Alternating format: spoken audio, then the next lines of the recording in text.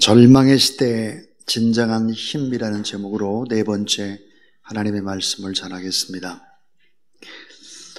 오늘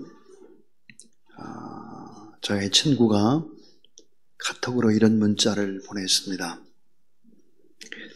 올해로 90세, 이북 압록강변 신의주에서 태어나셨고 일제강점기와 6.25를 헤쳐나오신 고난의 1세대 우리 엄마 이혜숙 권사님,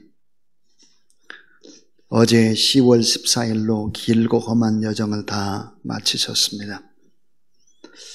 안타까워 울며 슬퍼하는 장례가 아니라 열심을 다해 온 힘을 다해 사시고 차분하고 조용히 역할을 다하신 분을 배웅하는 졸업식입니다.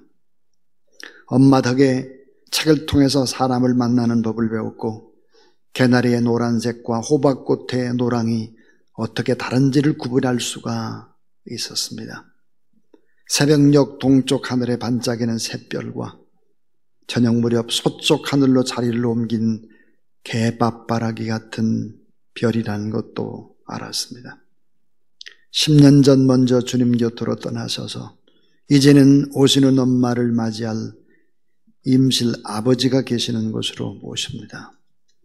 저의 마지막 모습도 우리 엄마와 같았으면 좋겠습니다.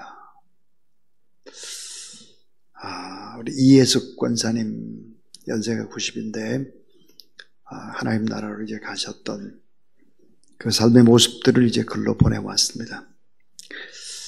정말 절망의 시대 진정한 힘이 무엇이었을까? 그것은 바로 하나님을 향한 그런 예배와 기도였다 하는 것이죠.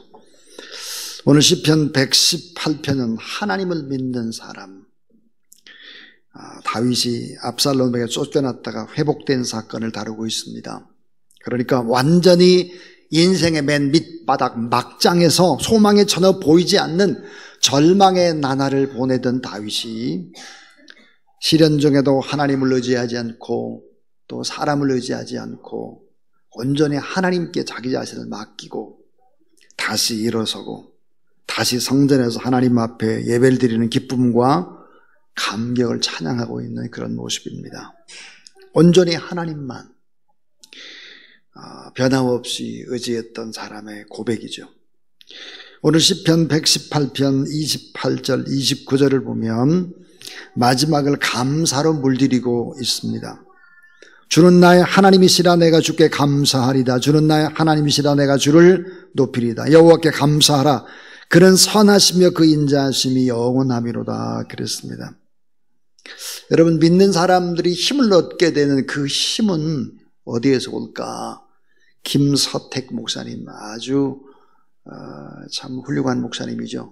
김서택 목사님은 이런 얘기를 하고 있습니다. 95% 이상이 예수 그리스도를 믿는 사람들이 힘을 얻는 방법이 뭘까? 그것은 믿음의 교제에 있다, 믿음의 소통에 있다 그랬습니다.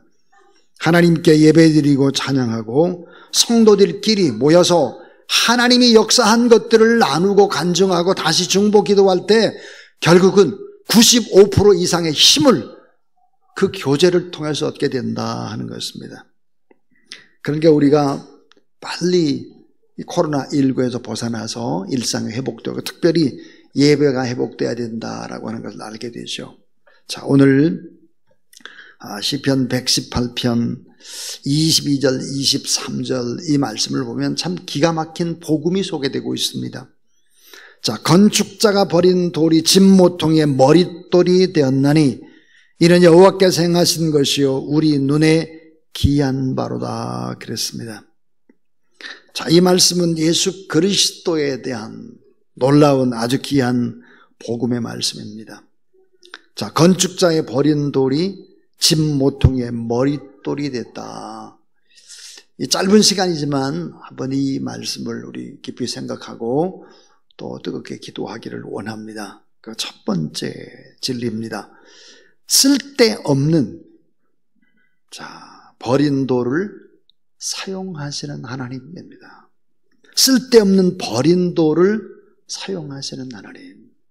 자, 건축자의 버린 돌이라는 의미는 뭘까? 건축자가 집을 짓다가 쓸모없는 돌 하나를 발견했습니다. 발로 차기도 하고 깔고 앉기도 하고 천대하고 외면한 돌, 이 돌을 다 쓰레기처럼 버려버린 것입니다. 그런데 하나님께서 그 돌을 도로 주어 오셔서 큰 건물에 머릿돌로 삼으셨다는 얘기입니다. 자, 여러분, 많은 사람들은 예수 그리스도를 건축자의 버린 돌처럼 여겼습니다. 평범한 목수죠. 버린 돌 같으신 예수 그리스도, 낮고 천한 자리에 오신 예수 그리스도, 비천한 모습으로 사신 예수 그리스도, 몸으로 땀을 흘리면서 막노동을 하며 사셨던 예수 그리스도, 육신의 형제들이 많았고 아버지 요셉이 일찍 죽었기 때문에 소년 가장으로 살아야 했던 예수 그리스도, 그리고 나중에는 십자가 고난을 당하시고 죽으셨죠. 그러니까 많은 사람들은 예수 그리스도를 쓸데없는 그런 버린 돌로 여겼죠. 자, 그런데 이 버린 돌 대신 예수 그리스도를 하나님께서 십자가 구원에 소속되게 하셨고 교회의 머릿돌이 되게 하셨다. 예수 그리스도의 죽음을 통해서 인간의 모든 죄를 다 사하시고 구원하신 예수 그리스도, 하나님의 능력을 보라 하는 것입니다. 가장 큰 죄악이 뭐죠? 십자가입니다. 가장 큰 죄악의 상징, 이 십자가. 이 십자가는 최고의 축복으로 바꿔놓았다라고 하는 것이죠. 그래서 쓸데없는 버린 돌도 사용하시는 하나님. 자, 두 번째 진리입니다. 가장 귀한 머릿돌로 변화시키시는 하나님입니다. 자, 오늘 우리도 다 버린 돌과 같죠. 그런데 예수 그리스도를 믿으면 가장 귀한 머릿돌로 우리를 변화시키신다라고 하는 진리입니다. 자, 여러분, 십자가는 그 누구도 예상하지 못했던 대역전의 드라마를 보여줍니다. 자, 이 십자가는 기적이죠. 그것은 반전입니다. 하나님의 역발상이죠. 인계점을 넘어서는 기적입니다. 도저히 불가능한 인간의 이성과 모든 한계를 뛰어넘는 인계점을 뛰어넘는 기적이다. 자, 이 십자가는 놀라운 대역전의 드라마가 일어나고 있고, 예수 그리스도를 믿는다라고 하는 것은 이런 기적의 변화의 가능성을 말씀하고 있는 것이죠. 오늘 우리는 모두 다가 죄인입니다. 멸망의 자식이지요. 죄악의 포로입니다. 용도 폐기된 건축자의 버린 돌, 쓰레기, 함량비단의 사람들입니다. 제가 그렇고 여러분이 그렇습니다. 그런데 우리에게 예수 그리스도를 믿게 되면 영원한 생명과 하나님의 나라를 소유할 수 있는 특권을 주시고, 하나님을 아버지라 부르게 하시고, 가장 귀한 하나님의 일꾼으로 사용하셔서 시원찮은 우리를 통해서 위대한 일들을 행하실 수 있다는 사실을 여러분 믿으시기를 바랍니다. 하나님의 능력은 뭘까? 변화예요. 우리를 변화시키죠. 그리고 사용하는 능력이다 하는 거예요. 자, 마지막 세 번째 이야기는 사랑의 능력으로 최고의 복을 주시는 하나님이다 하는 거예요. 참 놀랍게도 25절에 보면 이렇게 얘기하고 있습니다. 25절, 여호와여 구하옵나니 이제 구원하소서. 여호와여 우리가 구하옵나니 이제 형통하게 하소서. 여호와의 이름으로 오는 자가 복이 있으며 우리가 여호와의 집에서 너희를 축복하였도다 그랬습니다. 여러분, 자, 하나님을 믿지 않게 되면 어떤 일들이 벌어질까? 이런 일이 벌어져요. 슬픔과 저주와 질병과 가난과 방종과 증오와 분노와 저주와 추악함과 더러움과 천박함과 불안과 두려움, 또 죽음과 심판, 이런 어두움 속에 살게 됩니다.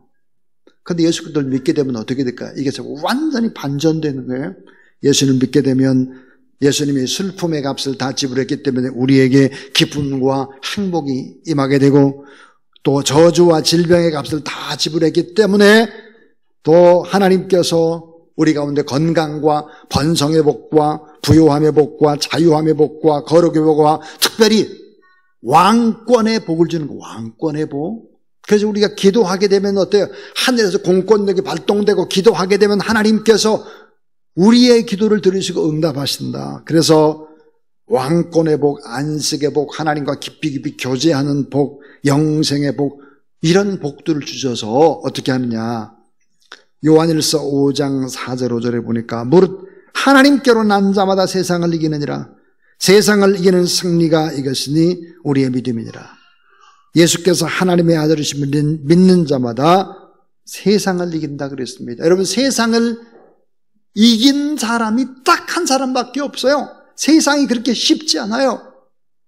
육신의 정욕과 안목의 정욕과 이생의 사랑이라는 세상을 이길 수 있는 사람이 아무도 없었습니다. 이 세상을 이긴 분이 딱 예수 그리스도 한 분인데, 예수 그리스도를 온전히 믿으면 여러분도 세상을 이기는 승리자가 될 수 있다는 사실을 믿으시길 바랍니다. 이 사실을 믿어야 합니다. 오직 예수 그리스도 한 분밖에는 세상을 이긴 분이 없어요. 이분을 믿지 않으면 세상을 이길 수 있는 방법이 없어요. 재간이 없는 거예요. 복을 받을 수 있는 방법이 없어요. 그런데 오늘 시편 118편 27절을 보시면 너무 중요한 결론을 우리 가운데 말씀을 합니다. 자, 시편 118편 27절입니다. 우리 한번 같이 읽어보겠습니다. 자, 시작. 여호와는 하나님이시라. 그가 우리에게 빛을 비추셨으니 밧줄로 절개 제물을 제단불에 맬지어다. 잘 보세요. 줄로 자, 희생을 제단불에 매라 그랬어요. 여러분, 제단의 뿔이 4개가 있습니다. 4개. 거기에 줄로 제물을 매고 그리고는 불로 태우는 것입니다.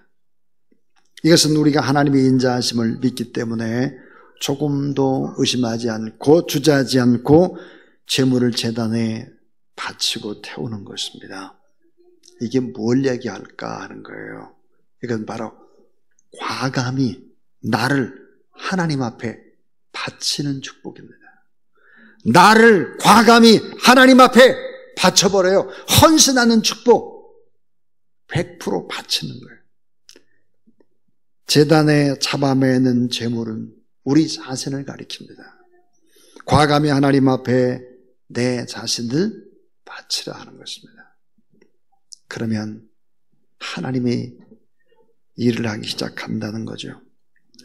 자, 여러분, 찬송 가운데 149장 찬송이 있는데요. 제가 대학 2학년을 마치고 겨울방학에 하나님 앞에 간절히 기도하면서 하나님이 저에게 로마서 5장 8절의 말씀과 찬송을 2개를 주셨습니다. 그래서 저는 응답을 받고 내가 이제 목회자가 되어야겠구나, 그런 생각을 하게 된 것이죠. 자, 149장에 보면 주 달려 죽은 십자가 우리가 생각할 때에 세상에 속한 욕심을 헛된 줄 알고 버리네. 저는 4절을 볼 때마다 참 눈물이 납니다. 4절. 온 세상 만물을 가져도 주 은혜 못다 갚겠네. 놀라운 사랑 받은 나 몸으로 제물 삼겠네. 그렇습니다. 오늘 제단에 뿔 4개에다가 제물을 묶어매 놓고 불로 사르는 것입니다. 자, 놀라운 사랑 받은 나 몸으로 제물 삼겠네. 우리가 하나님 앞에 몸으로 제물을 삼는 100% 하나님 앞에 헌신해 보라 하는 것입니다.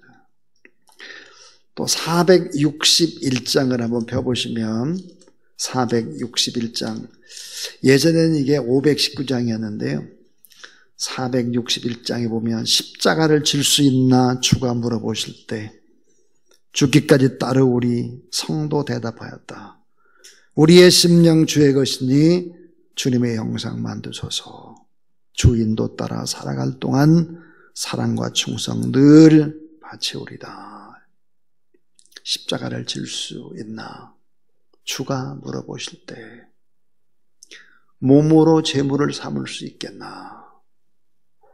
주님이 저에게 물어봤습니다. 그리고 로마서 5장 8절의 말씀을 저에게 주셨습니다. 우리가 아직 죄인 되었을 때에 그리스도께서 십자가에 못 박혀 죽으심으로 하나님이 나를 사랑하는 그 확증을 하셨다. 그렇게 말씀을 했습니다. 과감히 나를 하나님 앞에 바쳐보라. 과감히 나를 하나님 앞에 아름답게 헌신해보라. 그렇게 되면 어떤 일들이 일어나겠나.